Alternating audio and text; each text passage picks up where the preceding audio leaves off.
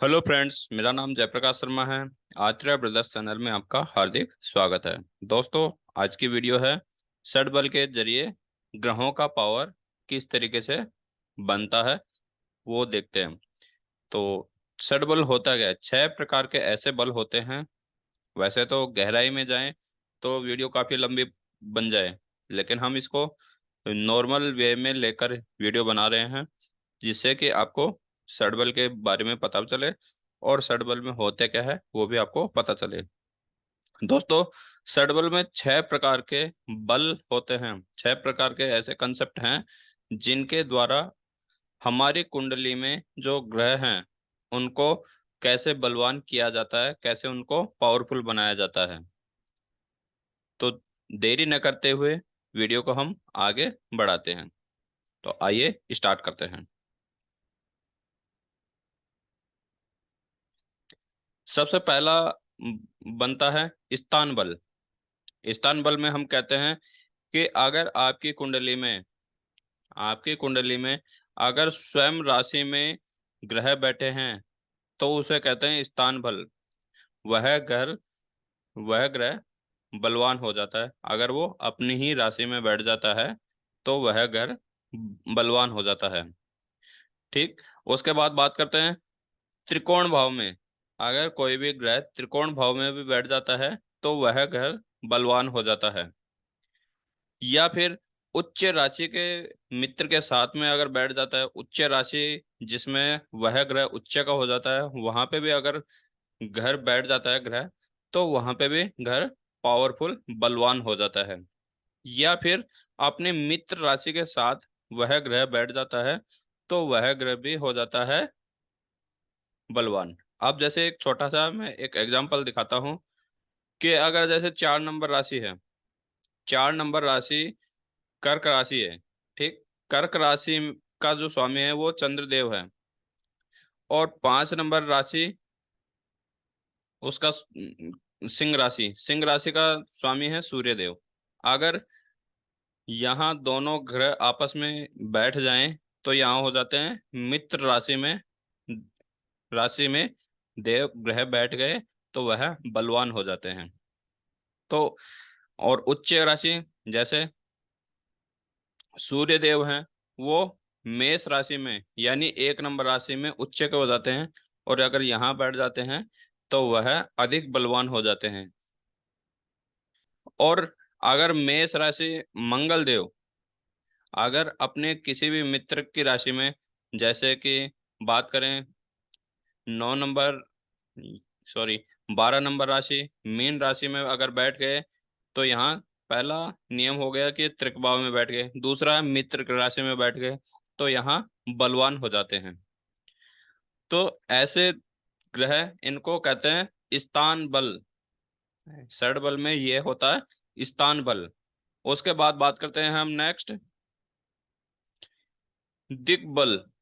दिग्बल या दिशा बल, ये क्या होता है? देखो, जैसे कि हमारे पृथ्वी के 4 दिशाएं होती हैं और 8 कोने होते हैं। ऐसे टोटल 8 दिशाएं होती हैं, लेकिन मैन हम किसको मानते हैं? 4 दिशा, पूर्व पश्चिम और उत्तर दक्षिण।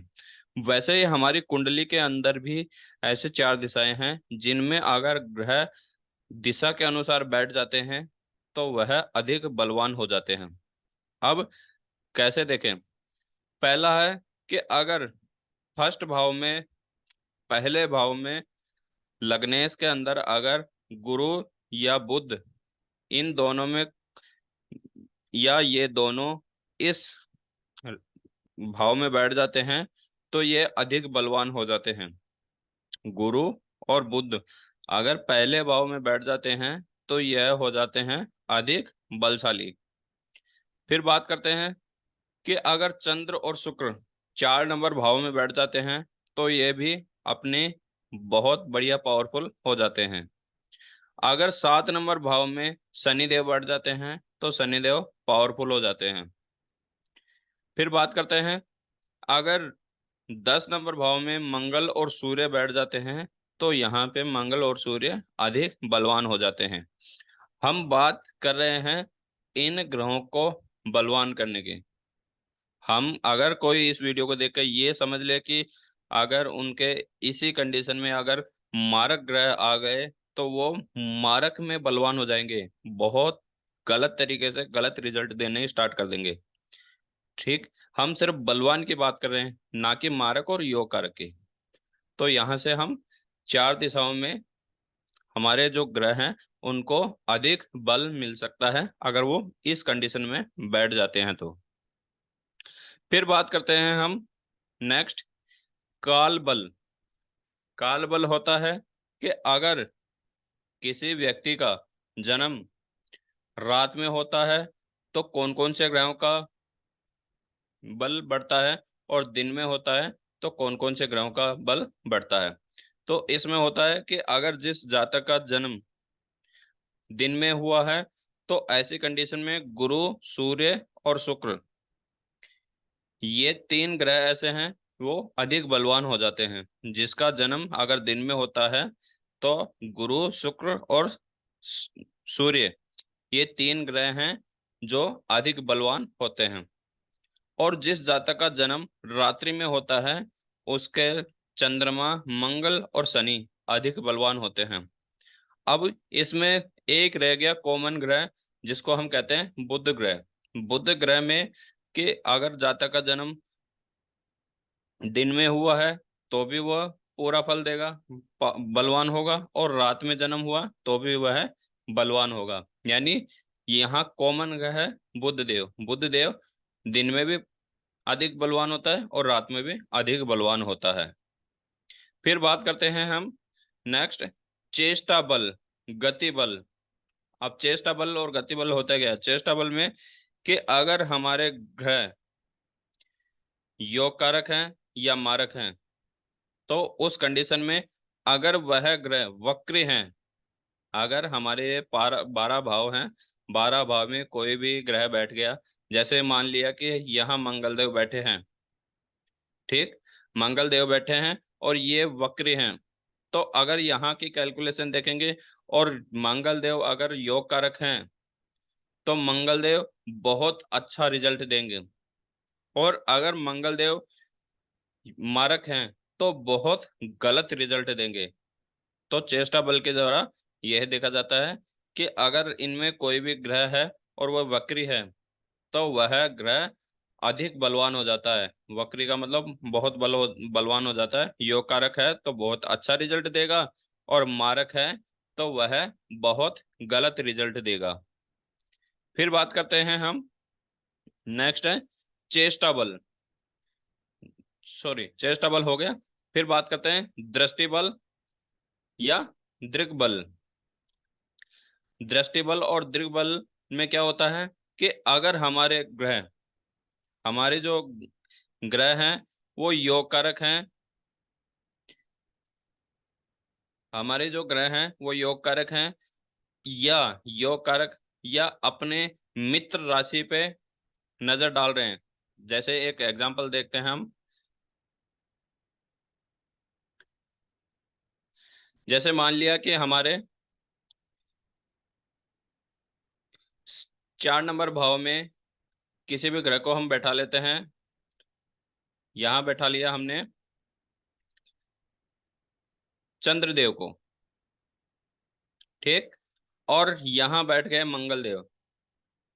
अगर मंगलदेव और चंद्रदेव, अगर मंगलदेव कमजोर हैं और चंद्रदेव पावरफुल हैं तो चंद्रदेव मंगलदेव को अधिक पावरफुल बना देंगे, क्योंकि इनकी दृष्टि मंगलदेव पे पड़ेगी। तो ऐसे दृष्टि से भी यह ग्रह अधिक बलवान हो जाते हैं। या अगर चंद्रदेव कमजोर हैं, मंगलदेव पावरफुल हैं, तो मंगलदेव चंद्रदेव को अधिक बलवान बना देते हैं। जब भी इनकी दशा अंतर्दशा आएगी तो चंद्रदेव भी बलवान हो जाएंगे, क्योंकि मित्र ग्रह की दृष्टि पड़ रही है। तो ऐसी कंडीशन में भी यह ग्रह अधिक बलवान हो जाते हैं। फिर बात करते हैं हम नेक्स्ट, नेस्गिर बल। नेस्गिर बल में होता क्या है कि यहाँ जितने भी ग्रह हैं, 9 ग्रह हैं, 9 में 7 ग्रह ही काम आते हैं, बाकी 2 छाया ग्रह हैं उनका यहाँ कोई रोल नहीं होता। तो जो 7 ग्रह हैं हमारी कुंडली के अंदर, उनके फिक्स बल होता है, और उसमें भी सबसे पावरफुल और सबसे कम पावरफुल सबसे मैन होता है।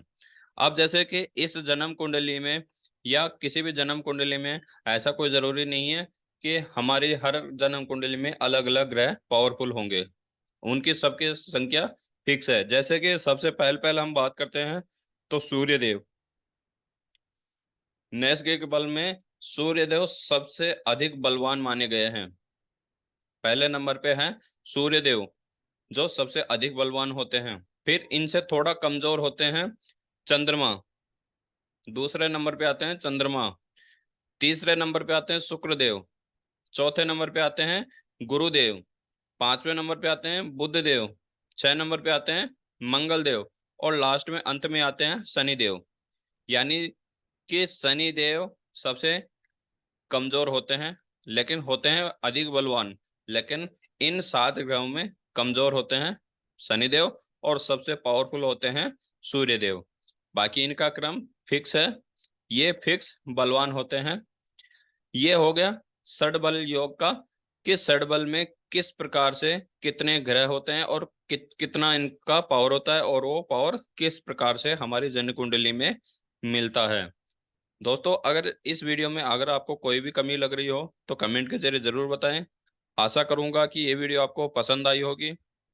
नेक्स्ट वीडियो जैसे ही आएगी तो आपके पास नोटिफिकेशन आ जाएगा। तब तक के लिए इस वीडियो को अपने सभी दोस्तों को, यारों दोस्तों को शेयर करें, ताकि सभी को पता चले कि हमारी जन्म कुंडली में षडबल होता क्या है और उसका प्रभाव किस प्रकार से आता है। तो करते हैं इस वीडियो को यहीं समाप्त। नेक्स्ट वीडियो का करते हैं इंतजार। तब तक के लिए जय श्री राम।